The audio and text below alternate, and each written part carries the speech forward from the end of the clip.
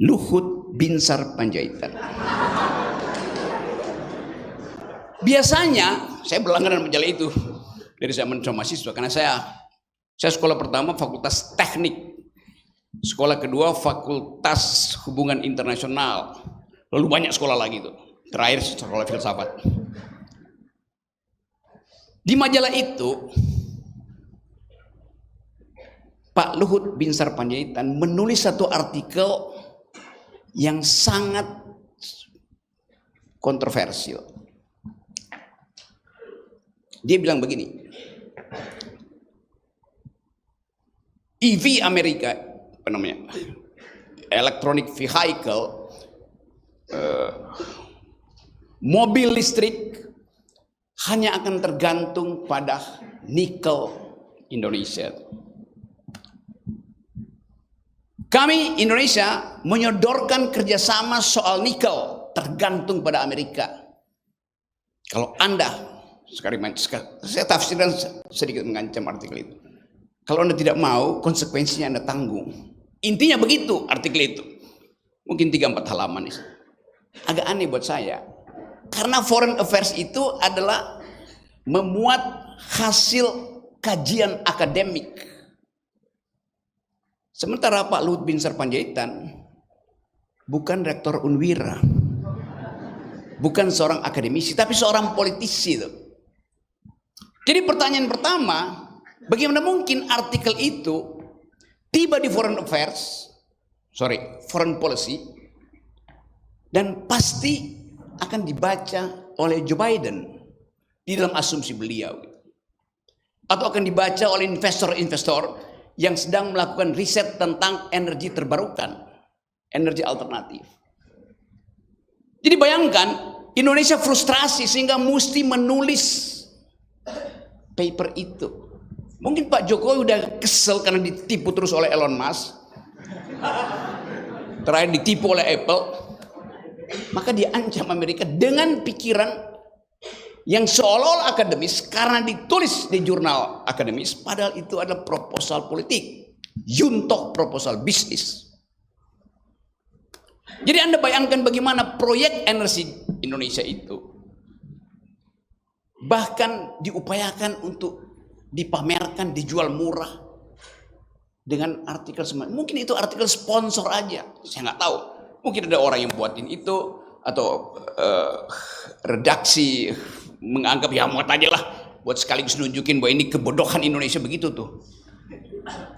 Satu waktu kita akan tahu apa motif itu. Jadi Indonesia frustrasi karena nikelnya itu di dalam penelitian dunia tinggal 8 tahun habis nikel itu. Akibatnya apa? Semua pemain nikel berupaya untuk mengeruk lebih banyak lagi karena tahu akan habis. Perspektif ekonomi yang bertentangan dengan proses ekologis. Mestinya kalau tinggal sedikit jangan lagi dieksploitasi. Kan begitu rumus oikosnya. Tetapi karena tadi tekanan akumulasi global dan keinginan Jokowi untuk punya dolar, memaksa kita berpikir bahwa artikel itu adalah artikel untuk membujuk investor asing masuk ke Indonesia. Oke, itu 2 minggu yang lalu. Seminggu yang lalu saya baca artikel di tempat lain, di The Guardian, dibahas juga di New York Times. Artikel itu menerangkan bahwa Amerika sudah menemukan energi alternatif namanya sodium ion. Dasarnya apa? Yang belajar kimia tahu sodium apa? Natrium, garam. Iya, sodium ion yang daya suplai energinya melampaui daya suplai nikel untuk mengaktifkan mesin-mesin kalkulasi di zaman artificial intelligence. Mesin-mesin learning mesin itu yang kita sebut artificial intelligence, dia harus beroperasi 24 jam terus, dia mengkonsumsi energi banyak. Dan supply energi paling efisien datang dari sodium ion itu. Dan pemerintah Amerika mensponsori penelitian itu melalui APBN. Jadi mungkin ketika Pak Luhut selesai menulis, diterbitkan, tiba-tiba artikel itu pingsan mungkin Pak Luhut. Ya elah, ternyata Joe Biden udah menemukan energi baru. Kita tahu bahwa energi itu adalah bagian dari politik intelijen sebuah negara. Energi itu selalu disimpan, rumusnya tuh. Setelah selesai mungkin tinggal produksi baru dia buka. Nah kita nggak punya kemampuan itu.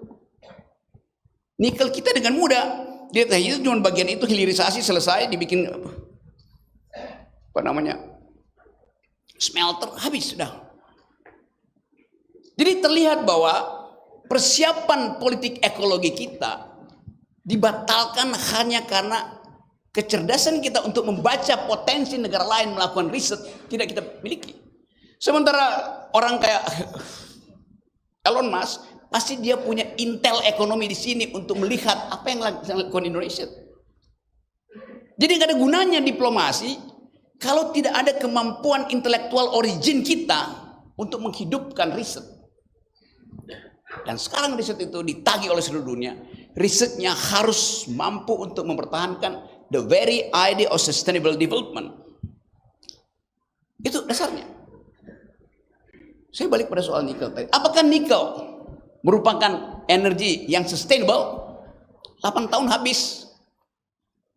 Kalau sodium, natrium, air mata kita itu mengandung garam.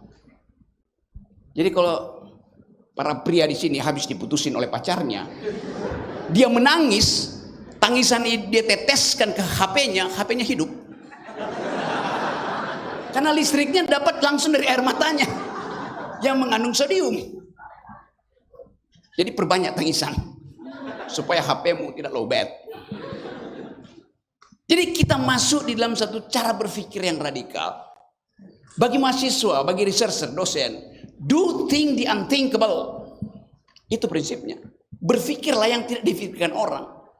Mungkin artikel Pak Luhut tadi diprovokasi oleh pesaing-pesaing energi terbarukan. Dan mereka tahu artinya, ya Indonesia nikel doang yang 8 tahun lagi habis itu. Apalagi kalau kita bertemu dengan critical mass, critical society di Eropa misalnya. Setahun lalu saya mondar-mandir di Eropa, ketemu dengan anak-anak muda di situ, termasuk anak muda Indonesia. Mereka bilang begini, negaramu itu mempromosikan hilirisasi. Energi di hilir itu bersih, pasti bersih, smelter selesai. Tapi bagi mereka problemnya bukan apa yang ada di hilir, tapi apa yang ada di hulu.